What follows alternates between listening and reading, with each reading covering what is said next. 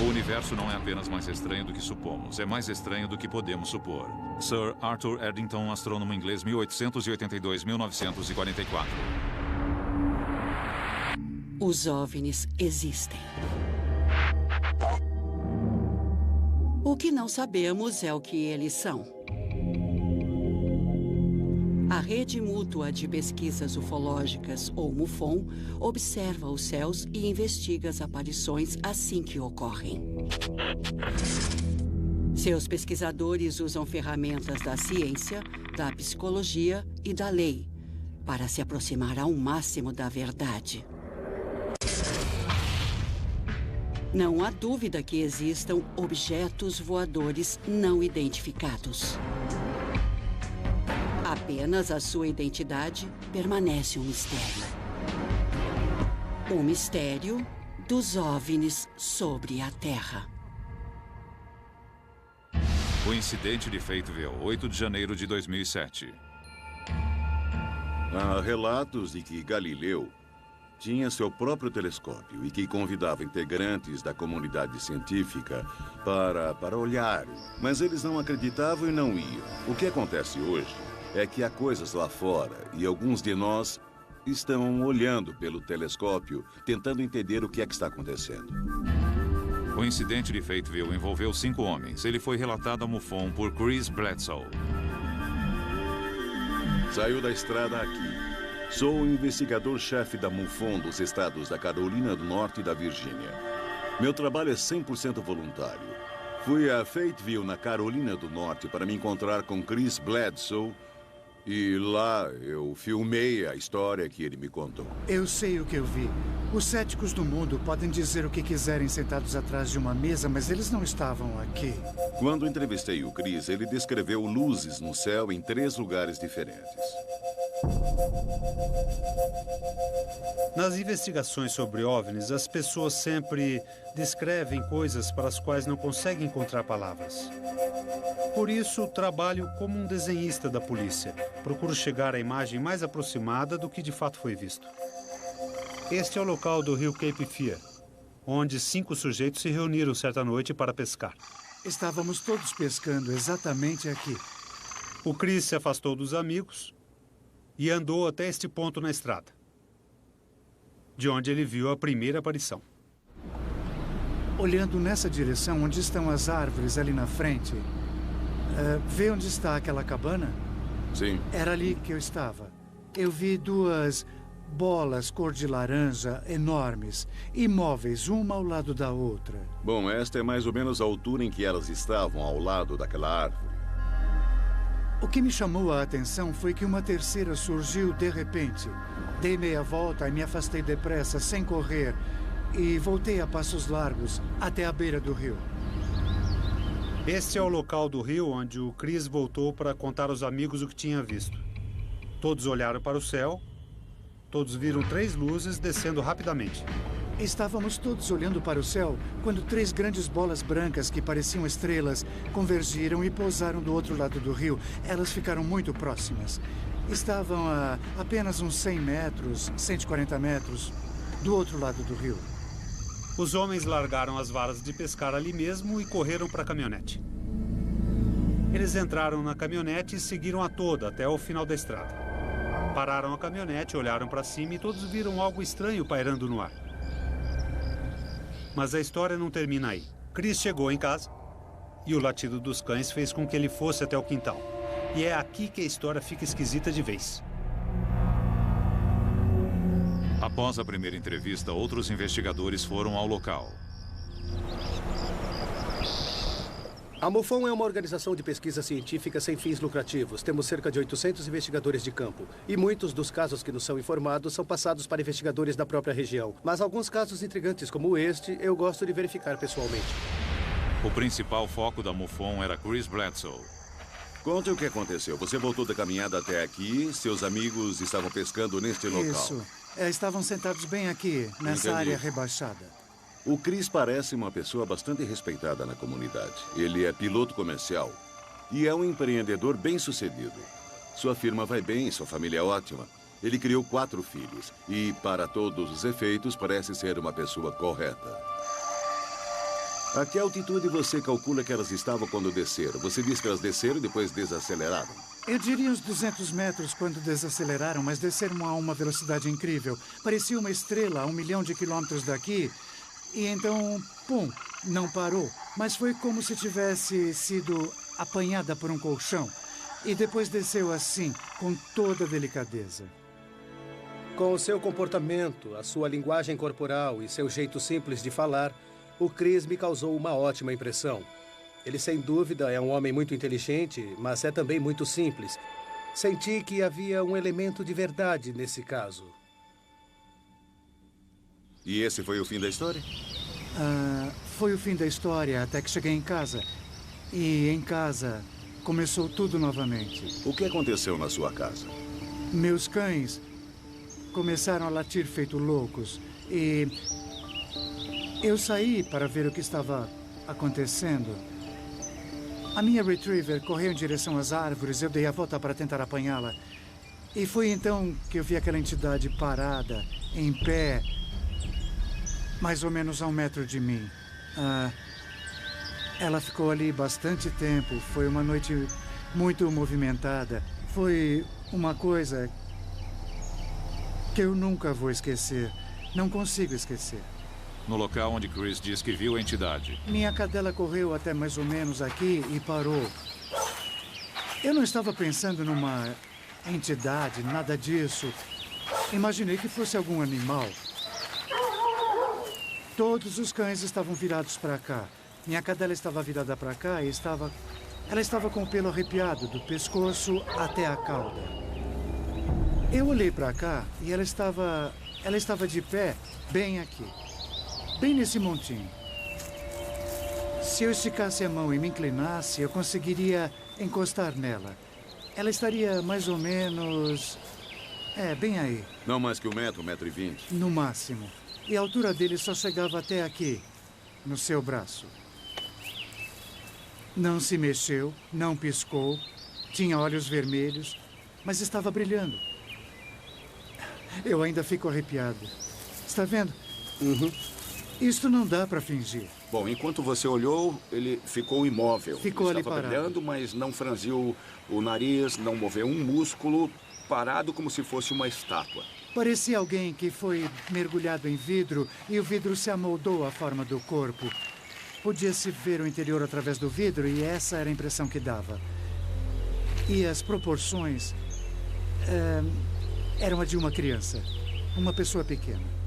Essas criaturas não têm a mesma aparência que os ETs de outros contatos imediatos que conhecemos desde crianças. Revestido de vidro com uma superfície brilhante que aparentemente recobria desde a cabeça até a ponta dos dedos. Por um segundo eu senti medo, fiquei parado pensando, tudo bem. Eu sou um adulto, se quiser me pegar, aqui estou, você me encurralou, não tenho como fugir. Para nós, esta foi uma parte importante da investigação, porque creio que, sabendo qual foi a sua reação, a maioria das pessoas vai acreditar nele. Você se movimentou? Eu não me mexi de jeito nenhum. Fiquei congelado. Continuei olhando para ele e ele para mim. Mas minha mente estava agitada, pensando... Se ele vai me pegar e pronto. Então me acalmei, relaxei. E... sabe... Naquele instante eu me senti em paz. E nessa hora, onde estava o cão? Vinha direto para a entidade, vinha nessa direção. E quando se aproximou, a coisa toda desapareceu. Chris, muito obrigado. Eu é que agradeço. Se você não se importa, vamos fazer uma avaliação. Tá, à vontade. O que você acha? Eu não sei. Indescritível, incrível. Ouvimos muitas histórias. São muitos casos envolvendo entidades, humanoides. Mas eu nunca soube de um caso em que a entidade ficou a apenas 1 metro da pessoa. Isso para mim é surpreendente. Nenhum sinal de movimento dos braços. Ficou ali parado olhando para ele. Uma criatura robótica ali parada que desapareceu no ar. No instante estava ali, no instante seguinte sumiu. A descrição que ele fez é consistente com o relato inicial que enviou a MUFON. Ainda estou digerindo o caso. Não sei o que pensar. Se ele estava mentindo, tentando nos enganar, por que não dar a mesma descrição que todos dão? Outro ponto interessante é que ele descreveu uma nave de formato e movimento muito assimétrico, sem um padrão específico. E Não estamos acostumados com coisas que não sejam simétricas, carros, aviões, barcos. As coisas que projetamos em geral são simétricas e metálicas, com certas características. Mas esta nave não tinha nada disso. Em 8 de janeiro, você viu várias luzes, globos e tudo mais. Mas eu gostaria de detalhes específicos sobre aquele ovoide que você viu. Era como se você amassasse uma bola até que ela ficasse com a forma de um ovo. Como esse desenho aí, menor numa ponta e um pouco maior na outra. Então, o comprimento de cada lado era praticamente o mesmo. Era. Acha isso? Acho. Eu diria 2,5 metros, mais do que esse pé direito. 2,5 metros é mais provável. E a que estava atrás? As de trás pareciam mais compridas. Certo. Era lisa na frente, essa parte tinha pontas e as traseiras lembravam um rabo de peixe. Eram uns 3 ou 4 na parte de trás. Rabo de peixe. Se fosse a descrição típica de uma nave, ou um disco, ou com forma de charuto, eu diria... Bom, esses casos nós temos as pencas. Mas a nave era muito fora do comum nesse caso. Então foi mais ou menos isso aqui que você viu. Eu ainda sinto calafrios, só de olhar. É um desenho, uma concepção artística, por assim dizer, mas serve como ferramenta de investigação. Pode ser que em alguma outra parte alguém diga: também vimos essa nave, também vimos esses seres. Este é um caso muito interessante, mas ao mesmo tempo muito difícil, porque não existem provas materiais e dependemos exclusivamente do depoimento de testemunhas. Por enquanto, só conseguimos entrevistar o Chris Pye. Mas havia outras 4 pessoas e eu gostaria de saber o que elas têm a dizer. Estima-se que 10.000 aparições de OVNIs sejam informadas todos os anos. A MUFON, Rede Mútua de Pesquisas Ufológicas, registra essas aparições, mas só investiga aquelas que considera dignas de crédito. A seguir, um relato de uma dessas investigações. O incidente de Fateville aconteceu em 8 de janeiro de 2007. O Chris disse ter visto 3 aparições distintas de OVNIs e que teve um contato imediato com um ET, mas ele não foi a única testemunha na ocasião. Procure se lembrar e me conte o que aconteceu naquela noite. Estava muito escuro e eu estava olhando para lá quando vi 2 globos, mais ou menos deste tamanho. Eles flutuavam no ar na altura da minha cintura. Eu só vi os 2 globos de um vermelho vivo, lado a lado. Onde eles estavam assim que você os viu? Ali no caminho que vem da estrada. Ali? E eles vinham bem... E eles estavam vindo nessa direção? Vinham bem devagar. Você viu os globos indo naquela direção? Entrando no mato do lado esquerdo, em frente, bem perto do rio. De repente, eu não vi mais os globos, só vi umas criaturinhas que estavam saindo do mato. Entrevistamos Chris Jr. para saber se ele poderia corroborar a história do pai. Mas ele não estava na margem do rio. Ele estava bem mais afastado e teve o seu próprio contato imediato. Você não precisa ir até lá, apenas me mostre mais ou menos onde estava. Eu estava aqui. Tente descrever o que viu. Estava muito escuro, mas elas eram criaturinhas pequenas, bem magrinhas. Eu consegui ver a silhueta, mas não o que elas vestiam. Com o Júnior foi um pouco diferente. A impressão mais forte que o Chris Jr. me deu foi de uma angústia avassaladora. Ele parecia bastante perturbado, com muitos conflitos internos. A noite estava enluarada? Estava, e estrelada também. Não sabíamos se aquilo realmente havia acontecido ou se ele estava inventando para corroborar a história do pai. Por isso, achamos importante conversar com as outras 3 testemunhas que estavam presentes na ocasião e descobrir o que elas viram. Então o Chris chegou. Foi um pouco difícil, mas conseguimos encontrar os outros 3 e filmar o que eles tinham a dizer sobre o evento. E o que eu vi pareciam estrelas muito brilhantes. Elas estavam espalhadas sobre as árvores. E vi quando elas desceram bem devagar. Então elas simplesmente desceram. Parecia um pedaço de ferro em brasa ou coisa do tipo. Eram alaranjadas e dava para ver umas outras cores. Era laranja e talvez amarelo. Eu me lembro que tinha uma à direita, uma no meio e outra mais à esquerda. Daquela árvore até esta árvore estavam bem ali. Nós vimos perfeitamente, bem ali. Foi quando eu me assustei e disse, olha, vocês estão vendo aquilo? Fiquei com tanto medo que peguei o meu canivete. E nós entramos em pânico. Nada daquilo era normal. Bom, e se alguém dissesse o que vocês viram eram apenas Diria que é sinalizadores? mentira. Então, vocês já viram os sinalizadores sim, antes? claro. Há alguma chance de que fossem sinalizadores Não. do tipo militar? Não. Você já viu um sinalizador? Já, a gente ficou aqui 5, 10 minutos olhando. Tá, Nenhum sinalizador dura tanto tudo tempo. bem. Enquanto eles me contavam a história, eu vi que, apesar das pequenas discrepâncias, todos estavam dizendo a mesma coisa, cada um corroborando a história do outro. Não havia som. Tava tudo silencioso naquela noite. Absolutamente nenhum som. Você ouviu algum outro barulho normal? Pássaros? Nada. Animais? Silêncio. Silêncio absoluto. Daria para ouvir um rato mijando num pedaço de algodão de tanto silêncio. Uma das maiores discrepâncias foi a descrição da luz maior que eles viram no alto do morro. 3 deles viram uma grande bola de luz. Quando chegamos aqui, antes de partir, tinha uma luz ali. Era uma luz grande, bem ali naquele campo. Mas Chris deu uma descrição muito vívida da nave. Por isso, não sabemos o que pensar. Em algum ponto entre ali e a estrada estava o objeto cheio de pontas que eu descrevi. Era outra luz grande, bem brilhante. Foi assim. E de repente ela simplesmente... Levante a sua mão assim e tente se lembrar. Bom, a distância, acho que teria mais ou menos esse tamanho. Olhando a árvore e o poste, o nariz estaria na direção do poste e a parte de trás estaria depois da árvore. Está vendo aquele cavalo? A parte de trás estaria mais ou menos ali, um pouco mais para trás. E a frente estaria junto do poste, aqui. Tinha pelo menos 12 metros. A outra grande discrepância que constatamos nas histórias é a questão do lapso de tempo. Chris calcula que passou no máximo 23 minutos longe da margem, mas os amigos afirmam que ele desapareceu por horas e que inclusive chegaram a procurar por ele. Bom, Chris, você disse que levou 20 minutos para chegar até aqui e voltar novamente. Isso mesmo. Certo, mas por que os outros acham que levou mais tempo? Eu não demorei muito para voltar. Eu me lembro que alguém saiu para procurar por ele, na caminhonete. A caminhonete estava parada aqui. Quando escureceu, imaginamos onde o Chris teria ido. Fiquei só eu e o Jim. O Donnie subiu a colina procurando o Chris para ele não voltar sozinho. Ele dizia, e aí, onde você está? Eles disseram que foram até a estrada.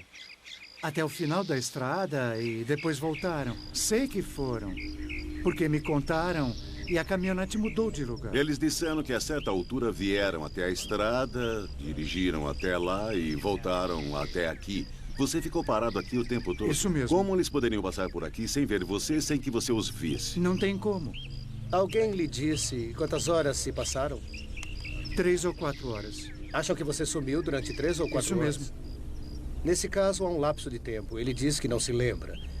Ele tenta se lembrar, pensa e sente dores de cabeça fortíssimas, mas não se lembra do que aconteceu ali.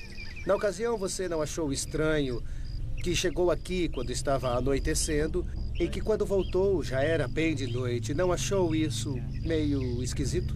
É como se tivesse um vazio no meu cérebro. Já contei isso ao Richard várias vezes. Eu tenho um bloqueio. Quero saber o que aconteceu ali, mas me perdi no tempo naquele momento. Sinto muito por ele. Dá pena. É evidente que ele está vivendo um conflito interno, mas acredito que isso é algo que pode ser explorado com ajuda psicológica. Agora que terminamos as entrevistas com as outras testemunhas e conseguimos todas as informações possíveis, vamos nos focar novamente em Chris Bledsoe, pois é com ele que obteremos as respostas. Os investigadores decidiram recorrer à hipnose para desbloquear a memória de Chris Bledsoe.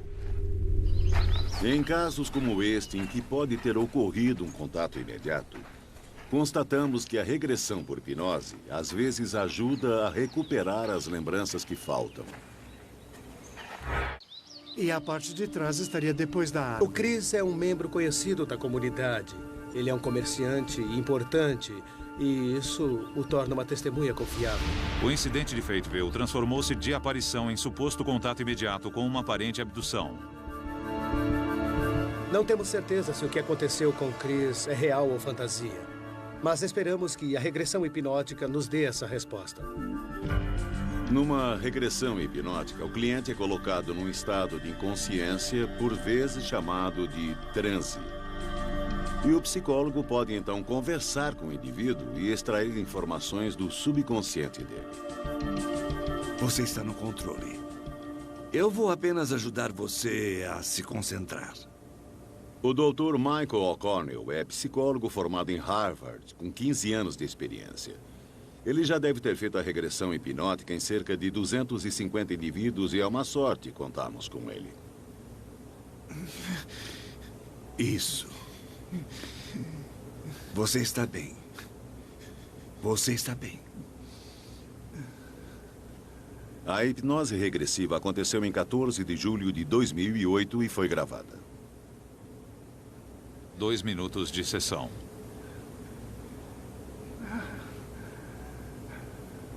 Aonde vamos? Tentei me esconder, mas não pude. Estão me olhando. São 4. Muito altos e magros. Que altura eles têm? São bem altos. Mais de 2 metros. Não são humanos. Não são humanos. São 4. Aham. Eu quero ir para casa. Me largue. Eu quero ver meu filho. O que vocês querem? Onde quer que ele estivesse quando isso aconteceu, explica por que os amigos procuraram por ele e não o encontraram. Como é a sala? É redonda, é escura. E em alguns pontos eu consigo ver luzes, controles, mas nenhum movimento, nada. Vamos lá, Michael. Continue e force ao máximo. Eles dizem por que você foi escolhido. Aham. Qual foi o motivo? Eles são meus guardiões. Está cuidando de você? Aham. Do seu bem-estar? Aham. Sempre que eu fico triste, eles aparecem. Eu sei que andei triste. Por isso vocês vieram. Aham. São os mesmos que você viu mais tarde no quintal? São os filhos deles. Os filhos deles? Aham. Eles saíram para brincar. No seu quintal? Tem razão. Essas são as coisas de rotina. Eles entraram na sua casa? Entraram. Hoje, definitivamente, olhamos do outro lado do espelho. Já vi fitas assim antes, mas esta é uma das melhores. Até em Fim da cima, sessão. você sente nas nádegas, nas costas. O que você acha? Bem, Eu fui abduzido? há muitas semelhanças. Infelizmente, você não é o único do mundo. Você nos contou praticamente tudo o que queríamos saber. É. Sério? É. Você foi muito bem. Nossa. Muito bem. Você vai ver, eu vou lhe mostrar. O que estamos assistindo aqui com o Chris é muito compatível com um cenário de abdução. Obviamente explica o lapso de tempo. Eu posso voltar? Também explica por que o amigo pegou a caminhonete e foi até o morro onde ele estava, mas não o encontrou. A certa altura você falou sobre os pequenos. Disse que eles haviam saído para brincar ou coisa assim. Isso foi engraçado. Você disse, deixaram que saísse para brincar. Você disse no seu quintal. Eles estavam brincando no seu quintal. Esta realmente foi uma semana e tanto. Foi uma montanha-russa de emoções. E agora eu acredito que vamos começar as análises para tentar determinar que rumo dar à investigação daqui para frente. Todos os investigadores da MUFON são voluntários. Eles são profissionais de várias áreas, como investigadores de polícia, designers gráficos e engenheiros aeronáuticos. e trazem suas habilidades para cada investigação. Onde estamos? Eu quero ver meu filho.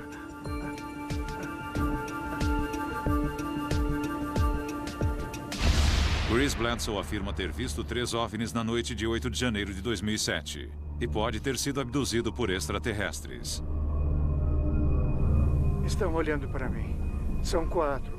Eles não são humanos. Não são humanos. Na tentativa de reavivar a experiência de Chris, criamos uma animação que ele vai assistir. Queremos que ele nos diga se ela dá uma ideia precisa. Esta é a primeira. Aqui seria quando vocês estavam à margem do rio e viram as luzes chegando. Que tal? Foi quase isso.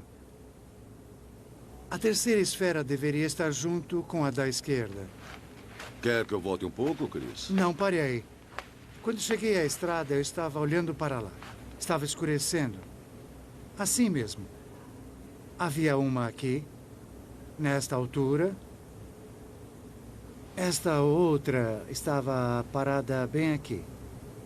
A outra veio daqui e, num piscar de olhos, parou pouco acima dessas árvores aqui. O fato de que o Chris conseguiu apontar as discrepâncias na animação e mostrar como ajustá-las deu ainda mais credibilidade ao seu depoimento. O que ele fez está bem parecido. Bom, ali. Está vendo as pontas ali na frente? Pode tirar. Com umas poucas mudanças vai ficar... Agora nós vamos arrumar e ficará exatamente como você nos mostrou. Agora temos a avaliação do Chris e podemos finalizar a animação. Se Chris Bledsoe de fato viu algo na noite de 8 de janeiro de 2007, o que ele viu foi isto. Ele tem uma lembrança muito vívida do que viu. Primeiro, no momento em que estava no alto do morro, ele viu as esferas se aproximando e atravessando o campo. Em seguida, de volta à margem do rio, ele viu as luzes chegando junto com seus colegas de pescaria. Depois, todos eles entraram na caminhonete e voltaram ao alto do morro, onde viram a estranha nave com os espetos. E por último, ele correu para casa, onde teve um contato imediato com o extraterrestre. Sua insistência em contar esta história desgastou muito a sua família. Isso mudou todo mundo em casa. Pela primeira vez na vida deixamos de ser abertos. Evitávamos fazer as refeições juntos. Fiquei com vergonha de contar qualquer coisa a alguém e passei a negligenciar, a evitar alguns dos meus familiares de propósito. Tem sido muito intenso, muito estressante. Tem sido horrível. Na verdade, quer saber? Meu casamento, minha família, quase chegaram ao fim por causa disso tudo. Tem sido difícil, mas ainda não foi uma catástrofe. As mudanças dramáticas no comportamento deles, o estresse que causou na vida da família é uma das principais confirmações de que algo aconteceu.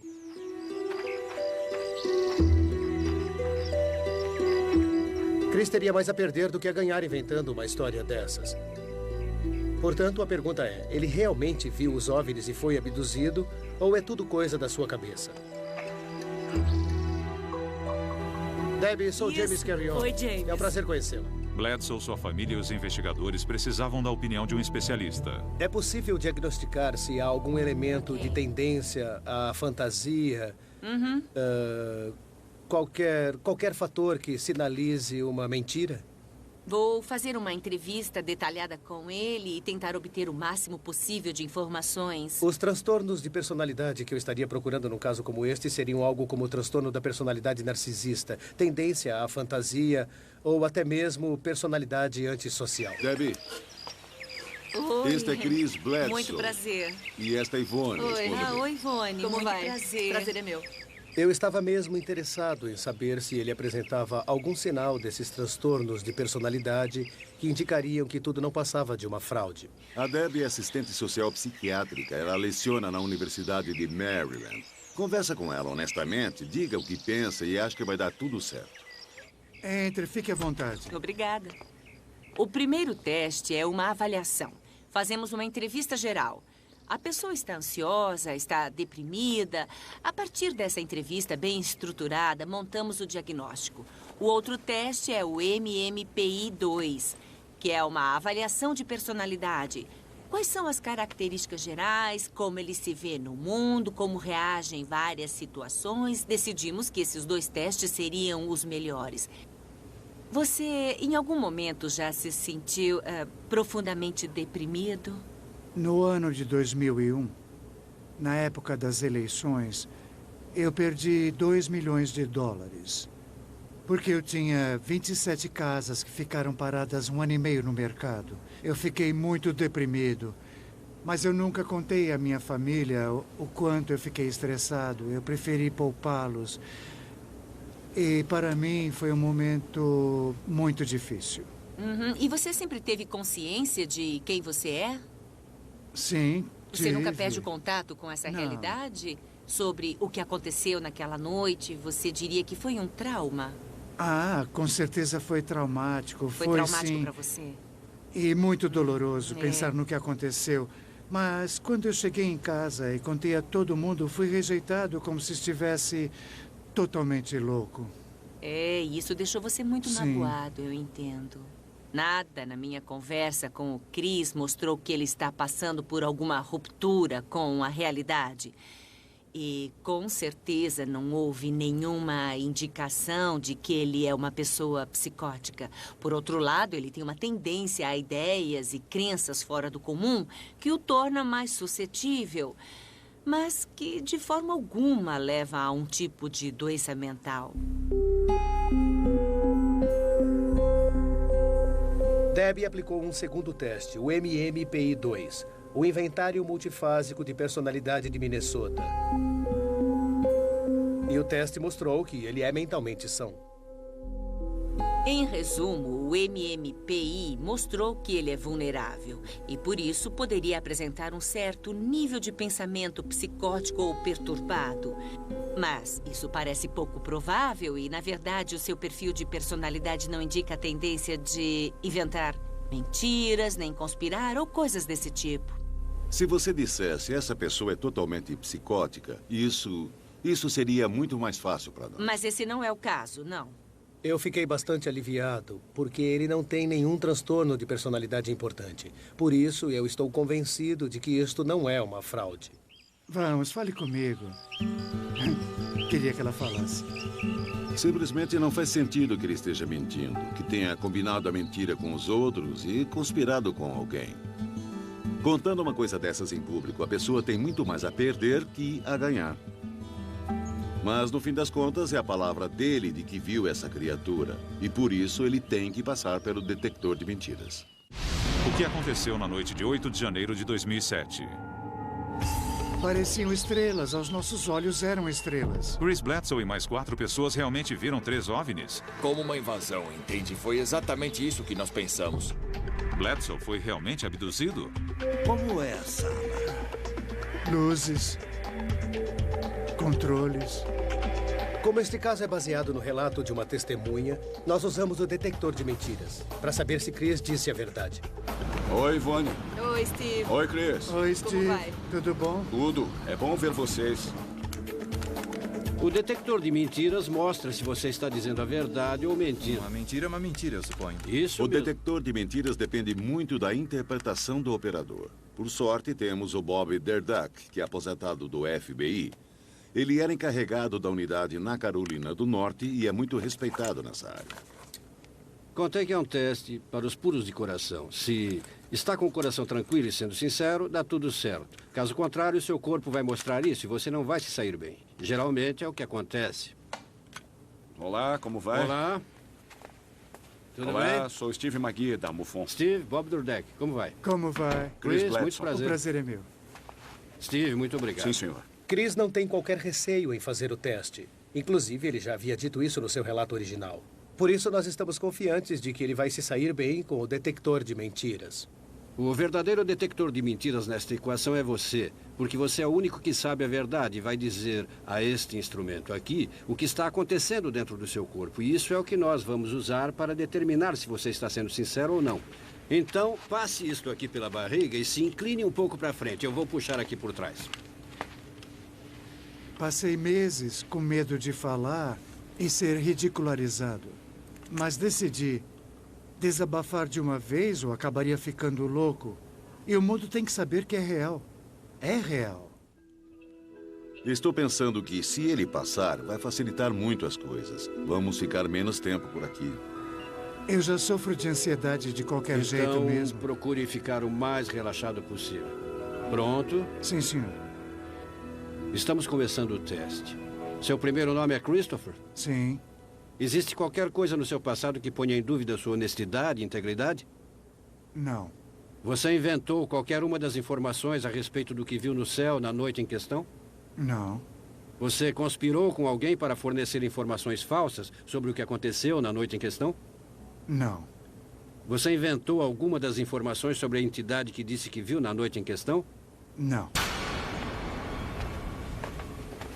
Como resumiria o resultado? Bom, eu diria que ele não passou.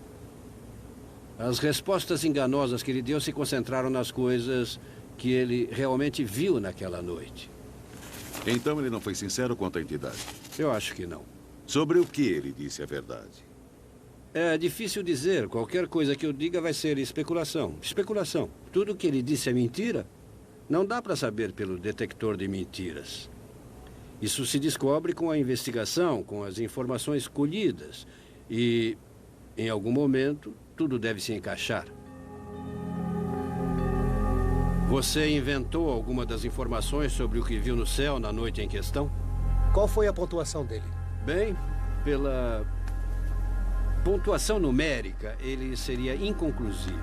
As respostas que aparecem como enganosas são sobre ver a entidade.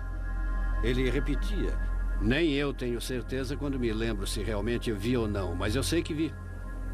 Ele não disse explicitamente que era tudo mentira, mas que a parte sobre a entidade refletiu negativamente no detector de mentiras. E acabei fazendo 2 séries. Embora eu tenha ficado muito desapontado, eu, no fundo, tentava me convencer, não se precipite. Todas as provas devem ser pesadas e, por fim, o que conta é em quem você acredita. Fundamentalmente, foi negativo. O operador disse que ele não foi sincero.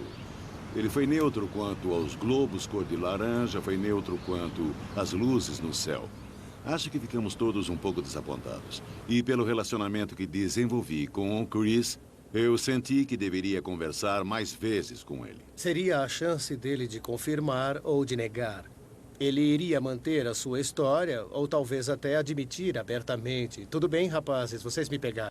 A MUFON anualmente investiga, em média, 5.000 aparições de OVNIs, das quais aproximadamente 85% são descartadas como erro de identificação de fenômenos naturais, atividades humanas ou fraude deliberada.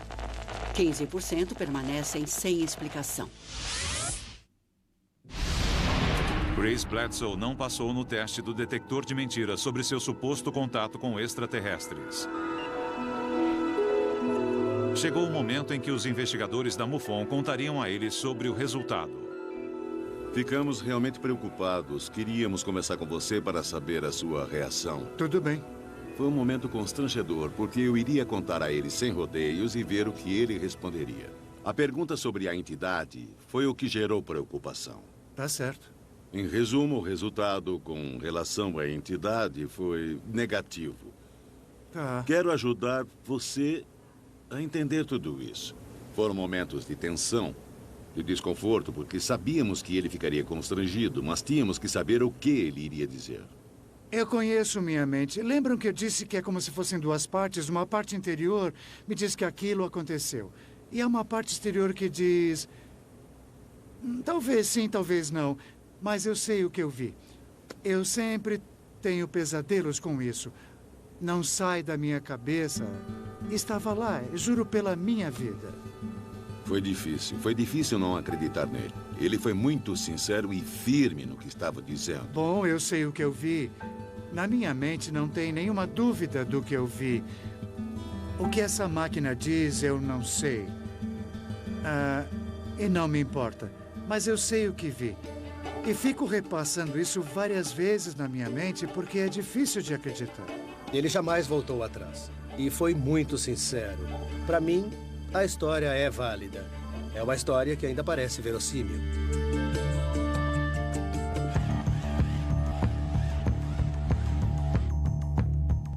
Passado tudo isso, Chris continua insistindo que viu 3 OVNIs e que teve contato com extraterrestres em 8 de janeiro de 2007. A animação nos deu uma descrição muito vívida do objeto. Podemos checar nossos arquivos para saber se mais alguém viu uma aparição semelhante. Em casos como este, você tem que fazer o máximo do esforço e se certificar de cobrir todos os aspectos, levantando informações da polícia, de jornais locais e da mídia para verificar se alguém teria relatado alguma coisa semelhante. Olá, sou da MUFON, sou investigador de campo e gostaria de saber se você pode checar no seu arquivo se houve alguma aparição fora do comum em 8 de janeiro de 2007. A partir de janeiro de 2007, eu não encontrei qualquer caso na região. Contatamos bases militares da região, aeroportos, procurando alguém que tivesse relatado ou visto alguma coisa, e não encontramos nada. No nosso sistema de gerenciamento de casos, na época do caso de Bledsoe, eu encontrei um relato em 9 de janeiro de 2007. Um dos aspectos interessantes do caso Bledsoe é a descrição que Chris fez da nave no alto do morro. O que nos chamou a atenção quando verificamos os arquivos da MUFON foi que encontramos um caso semelhante de 2001 em Wisconsin, no qual a nave que foi vista era praticamente idêntica à que Chris descreveu. O formato de ovo, as pontas, inclusive, quando coloquei as duas lado a lado, fiquei surpreso com a semelhança. Descreve praticamente a mesma coisa que as testemunhas do caso em que estamos trabalhando agora. 2 casos em regiões diferentes do país e em épocas diferentes, nos quais as naves são tão semelhantes, é muito impressionante. Agora que temos essa outra aparição em Wisconsin, a questão é: isso é uma coincidência? É uma fantasia coletiva? Ou as pessoas realmente viram o mesmo objeto em 2 estados diferentes? Com base na diferença de época, tenho que dizer que as pessoas viram o mesmo objeto. O que vamos fazer? Passar por cima? Vamos falar sobre uma conclusão para um evento desses. A realidade é que, trabalhando num caso como este, nunca se tem uma solução nítida. Temos vários indícios, muita informação, muitos testemunhos e nunca saberemos com certeza o que aconteceu. É muito frustrante não conseguirmos reunir os dados necessários para provar que alguma coisa realmente aconteceu. Mas, ao mesmo tempo, sabemos que isso está acontecendo. Sabemos que as pessoas estão passando por experiências assim. E realmente seria negligência não investigar. Não podemos simplesmente ignorar. São coisas que estão acontecendo com as pessoas todos os dias. Elas estão vivendo essas experiências. Queremos estar presentes, não só para tentar entender o que está acontecendo, mas para poder provar que tudo seja real.